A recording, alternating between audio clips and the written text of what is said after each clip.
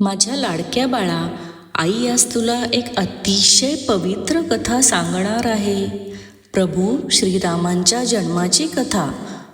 खूप वर्षांपूर्वी अयोध्या नावाचे सुंदर राज्य होते. त्या राज्याचा राजा होता दशरथ.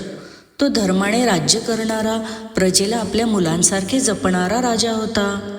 सर्व सुख असूनही त्याच्या मनात एक वेदना होती. त्याला संतती नव्हती. त्या काळात रावण नावाचा अत्यंत शक्तिशाली आणि अहंकारी राक्षस राजा होता. त्याच्या अत्याचारांमुळे देवताही त्रस्त झालेल्या होत्या. सगळ्या देवांनी एकत्र येऊन भगवान विष्णूंकडे प्रार्थना केली. भगवान विष्णूंनी देवांना आश्वासन दिले, अधर्माचा नाश करण्यासाठी मी पृथ्वीवर मानव रूपात जन्म घेईन.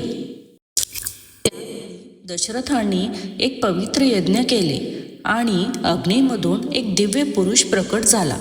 त्याने दशरथाला दिव्य गोड औषधी प्रसाद म्हणून दिली आणि सांगितलं, हे अन्न तुमच्या राण्यांना द्या.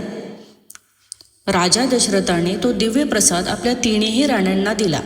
काही काळानंतर 4 तेजस्वी पुत्र जन्माला आले.